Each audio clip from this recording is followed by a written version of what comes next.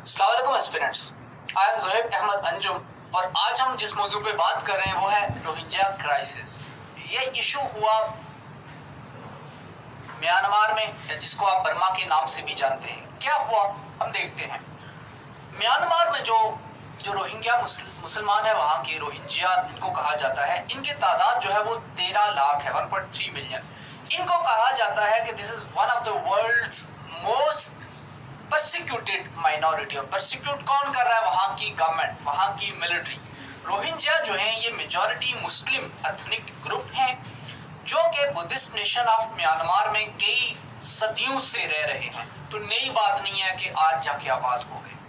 जो यहाँ पे मैं आपको मैप्स दिखाऊंगा वो बताएंगे कि म्यांमार में किस तरह की वहाँ की स्टेट स्पॉन्सर्ड और किस तरह से मिलिट्री ने एक जेनोसाइडल किस्म का क्रैकडाउन शुरू किया, कि एक ऐसा क्रैकडाउन जिसको यूनाइटेड नेशंस ने एथनिक क्लींजिंग से तशबीह दी।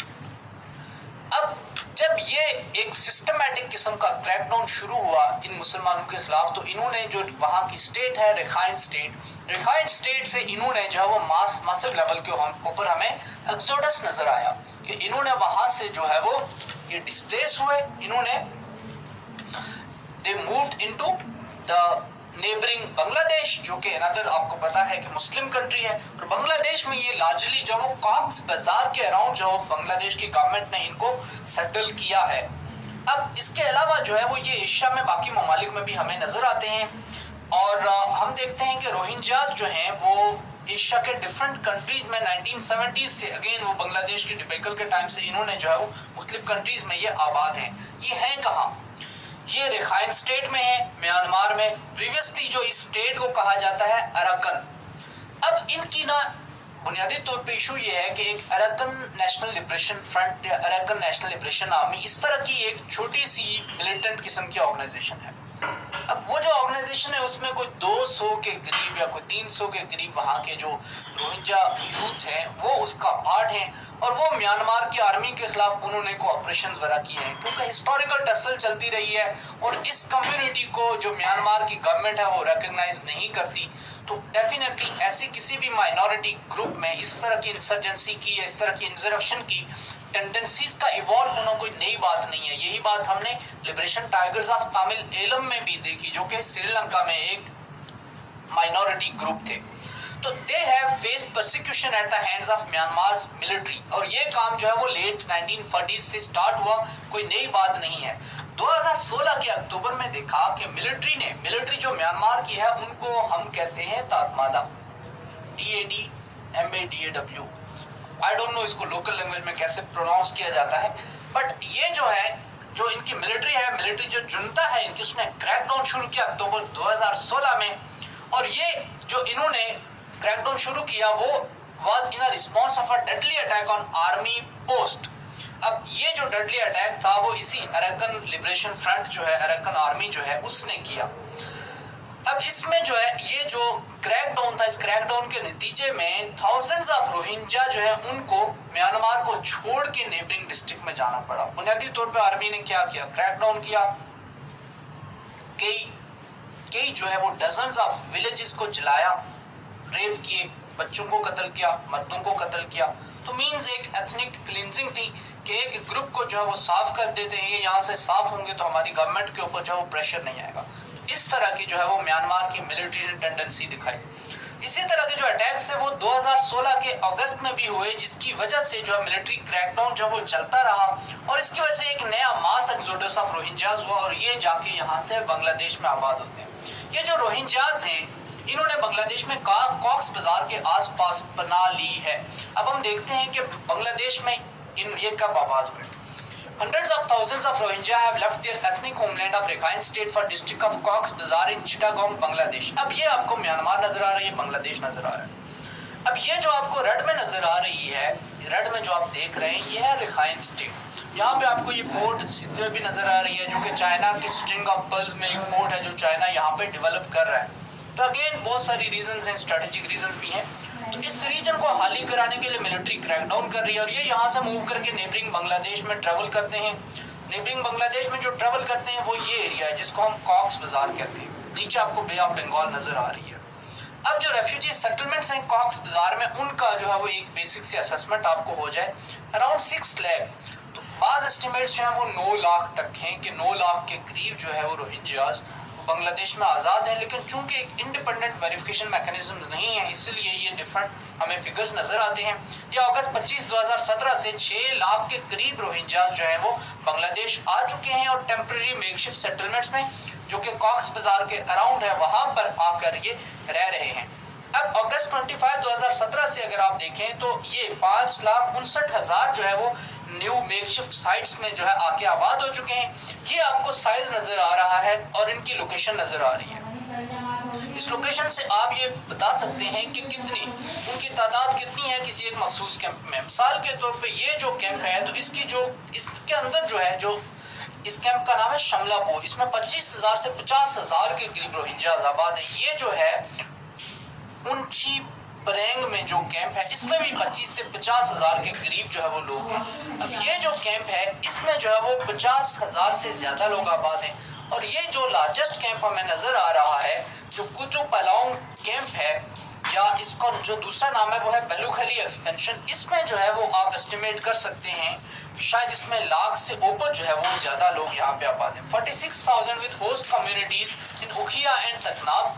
ये जो कॉक्स बाजार बांग्लादेश ये जो रीजन है, यहाँ पर ये मोस्टली आबाद हैं। ये आपको छोटे कैंप्स नजर आ रहे हैं जिनकी तादाद 25,000 से कम है। तो ये इस तरह से आके ये लोग बांग्लादेश के इस रीजन में आबाद हुए हैं। अब म्यांमार जो रोहिंग्यास हैं वो सिर्फ म्यांमार में नहीं है, दुनिया के डिफरेंट कंट्रीज में, सऊदी अरेबिया में भी ये हैं, यूएई में भी ये हैं, पाकिस्तान में भी हैं, बांग्लादेश में भी हैं, इंडिया में भी जो है वो रोहिंग्यास हैं, म्यांमार में भी रोहिंग्यास हैं, थाईलैंड में भी रोहिंग्यास हैं। और रोहिंग्या आईडीपीज जो है वो रिहाइन स्टेट, विद इन रिहाइन स्टेट जो डिस्प्लेस हो चुके हैं, उनकी तादाद 1,20,000 के अराउंड है। तो 1.3 मिलियन में से तकरीबन 1 मिलियन तो आराम से रोहिंग्या की मिलिट्री ने इनको स्वीप करके बाहर निकाल दिया। अगेन यही काम इंडिया जो है वो कश्मीर में भी करने की कोशिश करेगा अगस्त 5 के डिसीजन के बाद। और दूसरी तरफ हमें यही चीज नजर आती है दुनिया के डिफरेंट रीजन्स में भी। तो इस तरह की माइनॉरिटीज के खिलाफ जो परसिक्यूशन की टेंडेंसी है ये कोई नई बात नहीं है। चाहे आप हॉलोकास्ट की बात करें या फिर आप टर्की की जो आर्मीनियंस की जेनोसाइड है उसकी बात करें, इस तरह की जेनोसाइडल टेंडेंसीज जो है वो लार्जर पावर्स छोटी माइनॉरिटी ग्रुप्स के खिलाफ करती रही है। इन 1982 एथनिक फॉल्ट लाइंस म्यांमार में जो है उनके बारे में थोड़ा सा हम बात कर लेते हैं। 1982 में Rohingyas they were not recognised as one of the 135 official ethnic groups in Myanmar and were barred from citizenship. तो बुनियादी इनको हुकूक भी हासिल नहीं है, इनको वहाँ की गवर्नमेंट सिटीजनशिप के राइट्स नहीं दे रही, बुनियादी तौर पर उनको सिटीजन मानते ही नहीं है। अब ये जो सारी बहस है इसको आपने इस रीजन में जो है वो एक लार्जर टेंडेंसी के साथ देखना है कि जिसमें पॉपुलिज्म के सेंटिमेंट्स आपको नजर आते हैं, जिसमें आपको एथनिक सेंटिमेंट्स नजर आते हैं, जिसमें आपको रिलीजियस फंडामेंटलिज्म नजर आता है। सिर्फ इस्लाम में फंडामेंटलिज्म नहीं है, सिर्फ इस्लामिक फंडामेंटलिस्ट की आप बात सुनते हैं ग्लोबल वॉर ऑन टेरर के कॉन्टेक्स्ट में, लेकिन हिंदुस्तान में आपको हिंदुत्व की आइडियोलॉजी के अंदर बीजेपी के एक्सट्रीमिस्ट नजर आते हैं। म्यांमार में जो ग्रुप है उसका नाम है बोदो बाला सीना, BBS। बोदो बाला सीना के अंडर भी आपको एक्सट्रीमिस्ट, बुद्धिस्ट एक्सट्रीमिस्ट नजर आते हैं। अदरवाइज बुद्धिज्म जो है वो historically, traditionally, over the course of centuries वो एक पीसफुल रिलीजन माना जाता है। जो बुद्धा की अगर आप आइडियोलॉजी देखें तो बुद्धा की आइडियोलॉजी थी नॉन वायलेंस की आइडियोलॉजी, लेकिन इंटरेस्टिंगली दातमादा, बोदोबाला सीना और टू सम एक्सटेंट जो आंग सान सू ची है जो म्यांमार की प्राइम मिनिस्टर है, वो भी इसमें इक्वली कॉम्प्लिसेंट है। और इस तरह की एक्सट्रीमिस्ट टेंडेंसीज किसी भी माइनॉरिटी ग्रुप के खिलाफ जब डायरेक्टेड होंगी तो इस तरह के वाकयात होते हैं। ह्यूमन राइट्स की वायलेशन है। यूएन ने, मैंने आपको बताया कि इसको एथनिक क्लिनजिंग करार दिया गया, रेप्स कॉमन है, बच्चों को कत्ल कर दिया गया। अगेन हॉरेंडस इवेंट्स, इतने हॉरिबल इवेंट्स के शायद मैं आपको वो बयान करने से कासिर हूँ। मर्दों को कत्ल कर देना, फांसी दे देना, जिस्मानी अज़ा काट लेना, औरतों के जिस्मानी अज़ा काट लेना, उनको म्यूटिलेट करना, इस तरह के इवेंट्स जो है वो, इस तरह के इंसिडेंट्स, इस तरह के जो क्राइम्स अगेंस्ट ह्यूमैनिटी है या वॉर क्राइम्स मुझे कहना चाहिए, वो म्यांमार की मिलिट्री, म्यांमार की प्रोफेशनल मिलिट्री, बहुत स्ट्रांग मिलिट्री है म्यांमार की, एक वीक मुल्क नहीं है म्यांमार। वो इस तरह की प्रोफेशनल मिलिट्री एक एथनिक ग्रुप के खिलाफ करती रही है। म्यांमार क्या कहता है? म्यांमार ये कहता है कि ये जो रोहिंग्यास हैं ये बंगाली हैं, ये म्यांमार के सिटीजन्स हैं ही नहीं, इसलिए हम इनको सिटीजनशिप के राइट्स नहीं देंगे। अब आपको ये बात नजर आ रही है, क्लैश ऑफ सिविलाइजेशन जैसी थ्योरी की अगर आप बात करें तो आपको ये बात नजर आती है कि सारी दुनिया में हर कंट्री में ऑलमोस्ट इस तरह की चीजें हमें नजर आती हैं कि जो माइनॉरिटी ग्रुप्स हैं on religious grounds, on ethnic grounds, या बाज दफा सिर्फ रेस और कास्ट की ग्राउंड्स के ऊपर ग्रुप्स जो हैं वो आपस में नजर आते हैं। पाकिस्तान में आपको एक सेक्टेरियन डिवाइड नजर आती है, कादियानीज का जो है वो अफेयर आपको नजर आता है, कॉन्स्टिट्यूशनल जो पाकिस्तान में डिवाइड है डिफरेंट सेक्टर्स में, माइनॉरिटीज़ में, वो आपको आए दिन इवेंट्स नज़र आते हैं। फिर आपको अगर मैं बात करूँ इंडिया में तो वहाँ पे तो ये इशू जो है वो मोर देन एविडेंट है, काउ विजिलेंटिज्म के वाक़यात वगैरह होते रहते हैं। फिलिपाइन की अगर आप बात करें तो फिलिपाइन में वहाँ की क्रिश्चियन गवर्नमेंट और वहाँ के जो मुस्लिम्स हैं, मोरो इस्लामिक लिबरेशन फ्रंट है, उनके दरमियान टसल चल रही है। अफ्रीका में आपको माली में ये बात नज़र आती है, नॉर्दर्न अज़ावाद रीजन में, सोमालिया में आपको ये बात नज़र आती है शबाब की फॉर्म में, ये बात आपको नाइजीरिया में नज़र आती है, मिडल ईस्ट में आपको हुसीज़ की फॉर्म में, यमन में ये बात आपको नज़र आ रही है, लेबनान में अगेन आपको इंटरेस्टिंग कॉम्बिनेशन मिलता है जहाँ पे मुस्लिम्स भी हैं, क्रिश्चियंस भी हैं, और जहाँ पे जो वो सुन्नी ग्रुप भी जो है वो है, तो तीनों ग्रुप्स जो है वो पावर के लिए जौसल गए। तो सारी दुनिया में इस तरह की डिवाइड्स हमें नज़र आती हैं। तो ये कहते हैं कि जो रोहिंग्यास हैं ये बंगाली हैं और हमारे सिटीजन, हमारे कंट्री का पार्ट नहीं है, इसलिए हम इनको सिटीजनशिप नहीं देंगे। ये माइग्रेट होकर यहाँ पे आए हैं इलीगली, तो इनका कोई राइट नहीं है। ये ब्रिटिश रूल जो था उस वक्त ये आके आबाद हुए थे। अब मेजर एथनिक ग्रुप्स अगर आप म्यांमार में देखें तो ये कुछ नाम है उनको, और वो कहाँ पे आबाद हैं वो भी शैन और कैरन आपको नजर आ रहा है कि लार्जली ये मेजर एथनिक ग्रुप्स हैं। अब इनमें से ये जो एथनिक ग्रुप्स हैं मोस्टली ये जो हैं वो कम्युनिस्ट हैं, मोस्टली जो है ये बुद्धिस्ट है, बुद्धिस्ट रिलीजन से जो है वो इनका तल्लुक है। और आपको एथनिक माइनॉरिटी स्टेट्स अगर आप देखें तो ये एथनिक माइनॉरिटी स्टेट्स आपको नॉर्थ में प्राइमरीली नजर आ रही है। ये जो रीजन है यहाँ पे रोहिंग्यास आबाद है। ये रीजन क्लोज प्रॉक्सिमिटी में है बांग्लादेश की, तो इसकी वजह से ये आर्ग्यूमेंट दुरुस्त है कि ये बंगाल से जाके आबाद हुए हैं, लेकिन सदियां हो चुकी हैं इनको वहाँ पे आबाद हुए। तो सदियां अगर आप किसी स्टेट में रहते हैं तो बाय एनी मीन्स दुनिया के किसी भी लॉ के तहत, international law, international humanitarian law, human rights की बेस के ऊपर भी आपको इस तरह के फंडामेंटल राइट्स जो सिटीजनशिप के राइट्स हैं वो आपको हासिल होते हैं। आप देख लें वेस्टर्न कंट्रीज में इमिग्रेशन के रूल्स हैं, अजाइलम की बेस के ऊपर आपको अजाइलम दे दिया जाता है, आपको सिटीजनशिप के राइट्स दे दिए जाते हैं, आप ग्रीन कार्ड हासिल कर लेते हैं। तो आई डोंट नो म्यांमार की गवर्नमेंट जो है अब जो स्कॉच्ड अर्थ पॉलिसी इन्होंने अपनाई है कि गाँव के गाँव जला दिए, आबादियाँ जला दी, बच्चों को कत्ल कर दिया, औरतों को कत्ल कर दिया, घरों को जो है तबाह कर दिया, मर्दों को वहाँ से स्वीप कर दिया। और जो इंटरनेशनल कम्युनिटी ने जब कंडेम किया तो म्यांमार की गवर्नमेंट कहती है कि नहीं हमारे हाथ खड़े हैं, या फिर नहीं हम नहीं कर रहे। मतलब आंग सान सूची है वो Nobel peace prize Nobel laureate है, आपको ये बात पता है। आंग सान सूची जो है उस जैसी लीडर ने मिलिट्री के डर की वजह से, क्योंकि म्यांमार में अगेन मिलिट्री जो है आर्मी वहाँ की जो है पाकिस्तान आर्मी की तरफ पावरफुल है, तो वहाँ पे भी ये सिविलियन और पॉलिटिकल इंस्टीट्यूशंस के दरमियान, सिविलियन और मिलिट्री इंस्टीट्यूशंस के दरमियान हमें टसल नजर आती है मिलिट्री और पॉलिटिकल के नज़दीक। तो जो आंग सान सूची है वो डिनाउंस करने में नाकाम रही है। रादर बाज लोगों ने तो इतना इल्ज़ाम भी लगाया कि वो भी इसमें कॉम्प्लिसिट है।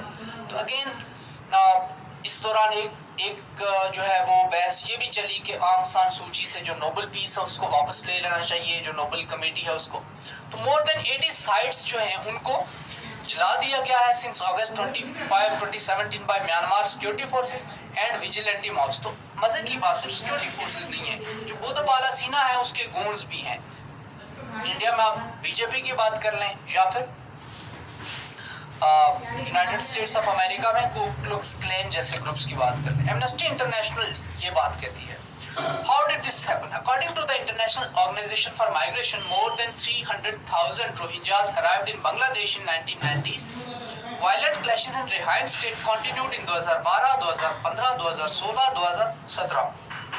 तो रोहिंग्यास डिस्प्लेस होते रहे।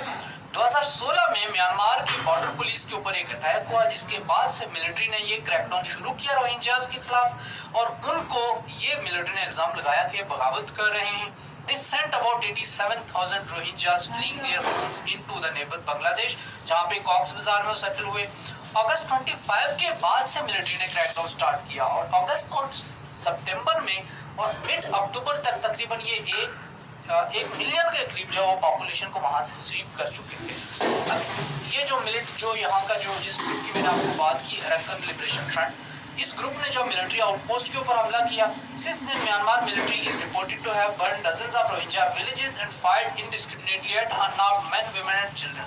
जो इंडिया कश्मीर में कर रहा है, वही 2 साल पहले जो है वो रोहिंग्यास के खिलाफ म्यांमार की गवर्नमेंट, वहाँ की जो बुद्धिस्ट मॉब्स हैं, BBS स्पेशली, और जो तातमादा वहाँ की मिलिट्री है, ये हरकतें कर रही थी। आपको ये बात नज़र आ रही है कि लार्जर लेवल के ऊपर, रीजनल लेवल के ऊपर, साउथ एशिया में आप बात कर लें, या फिर आप मिडिल ईस्ट में बात कर लें, या पैसिफिक एशिया में बात कर लें, या यूरोप में भी बात कर लें, तो मुसलमानों के खिलाफ आपको एक एलिमेंट ऑफ हेट्रेड नज़र आता है। बुनियादी तौर पर ये जो हंटिंगटन की जो ऑब्जर्वेशन थी क्लैश ऑफ सिविलाइजेशन के बारे में, उसको शायद ये एम्फसाइज करती है, या फिर शायद इस बात की इंडिकेशन है कि जो हम आगे बढ़ रहे हैं, दुनिया जो है वो टॉलरेशन का दामन छोड़ रही है। इसको आप जो भी जैसे भी देखते हैं। अब अगर हम देखें तो यहाँ पे रोहिंग्याज इन म्यांमार, ये आपको नजर आ रहा है कि इनकी तादाद जो वो 1.2 मिलियन के करीब है। तो वक्त के साथ साथ ये आप अगर देखें तो अगस्त 17 है, इनके बाद जब एक्सोडस शुरू हुआ तो इनकी तादाद 5 लाख से 7 लाख तक रह गई। और बांग्लादेश में अगर आप देखें तो ये 4 लाख के करीब थे, और इसी के बाद इनकी तादाद जो है वो 9 लाख के करीब पहुंच गई। तो ये एक्सोडस आपको नजर आता है, ये उसी की वजह से। यूनाइटेड नेशंस, थोड़ा सा मैं यूएन के रिस्पांस के ऊपर भी बात कर लूँ इस टॉपिक को क्लोज करने से पहले, और आपसे असाइनमेंट क्वेश्चन जो है वो डिस्कस करने से पहले। यूनाइटेड नेशंस का रिस्पांस ओवरऑल म्यूटेड रहा है। यूनाइटेड नेशंस ने या इंटरनेशनल इंस्टीट्यूशंस ने, ट्रांसपेरेंसी इंटरनेशनल या ह्यूमन राइट्स वॉच, उन्होंने कंडेम किया। इसके ऊपर बहुत ज़्यादा लिखा गया, वेस्टर्न मीडिया में इसके ऊपर बात की जाती रही, इसके ऊपर कंक्रीट एक्शन हमें होता नजर नहीं आया। अब यूनाइटेड नेशंस इस तरह का म्यूटेड रिस्पांस क्यों दे रही है? आई थिंक लार्जली ये एक्सप्लेन करता है जो नेशन स्टेट्स के दरमियान जो इंटरेस्ट हैं उनकी, उसकी वजह से, इकोनॉमिक इंटरेस्ट की वजह से, म्यांमार की जो गवर्नमेंट है उसका चाइना के करीब होने की वजह से, या म्यांमार की मिलिट्री के पावरफुल होने की वजह से, या रोहिंग्यास जैसे एक डिलैपिडेटेड, एक रेस्ट या फिर एक डाउन ट्रॉडन किस्म के एथनिक ग्रुप्स की इंटरेस्ट को या उनकी साइड लेने के लिए कोई भी इंटरनेशनल कम्युनिटी या इंटरनेशनल कोई पावर ग्रुप या कोई इंटरनेशनल कंट्री या कोई पावरफुल कंट्री रेडी नहीं होगा। क्यों रेडी नहीं होगा? बिकॉज कोई इंसेंटिव वो ऑफर नहीं करते। रोहिंग्यास जो हैं वो ऐसे लोग हैं कि उनके पास ना तो घर की प्रोविजन है, ना उनके पास कोई फ्यूचर है, ना उनके पास नाम है, ना उनके पास सिटीजनशिप है। इस तरह के एक एथनिक ग्रुप को जस्ट ऑन ह्यूमैन ग्राउंड्स कोई भी कंट्री अगर सपोर्ट करता है और म्यांमार की गवर्नमेंट से दुश्मनी मोल लेता है, तो वो क्यों लेगा? आई थिंक जब आप रियल पॉलिटिक्स के कॉन्टेक्स्ट में देखते हैं और नेशनल इंटरेस्ट के कॉन्टेक्स्ट में देखते हैं, तो ये सौदा जो है वो किसी के लिए भी सही नहीं है। म्यांमार की गवर्नमेंट और बांग्लादेश की गवर्नमेंट ने टाइम एंड अगेन एग्रीमेंट के ऊपर रीच करने की कोशिश की है कि जिसके थ्रू इन्हीं को कॉक्स बाजार से दोबारा रिहाइन स्टेट में ले जाके बसाया जाए। लेकिन अभी तक ये जो डील है, एक्सपेक्टेशन डील, इसका फ्यूचर, इसकी जो कंडीशनलिटीज़ हैं या इसकी जो मॉडलिटीज़ हैं वो फाइनल नहीं हो सके। तो अभी तक ये कॉक्स बाजार में ही पड़े हुए हैं। इनका फ्यूचर क्या होता है ये वक्त ही बताएगा। ये टॉपिक आपसे डिस्कस करने का मकसद ये था कि लार्जर लेवल के ऊपर, रीजनल लेवल के ऊपर, ग्लोबल लेवल के ऊपर आप ये क्वेश्चन खुद से पूछ सकें कि मुसलमानों के खिलाफ अगर प्रोसिक्यूशन होती है दुनिया के किसी भी रीजन में, चाहे कश्मीर में है, चाहे पैलेस्टाइन में है, या रोहिंग्यास के खिलाफ है, या आइगर कम्युनिटी है चाइना में, या फिर मिडिल ईस्ट में मुसलमान जिस तरह से ज़बह हो रहे हैं, या अफगानिस्तान में मुसलमान जिस तरह से ज़बह हो रहे हैं, इसकी क्या रीजंस है? ये लार्जर क्वेश्चन आप खुद से पूछ सकें। सीएसएस में करंट अफेयर्स के कॉन्टेक्स्ट से हट के आप ये सवाल खुद से पूछ सकें, आप इसको एड्रेस कर सकें, इसका जवाब दे सकें। इसी नोट के ऊपर मैं इस टॉपिक को क्लोज करता हूँ। असाइनमेंट क्वेश्चन जो आपके लिए है वो है, United Nations has failed the minorities of the world, argue in the light of Yemen and Myanmar crisis. Have a nice weekend. See you soon.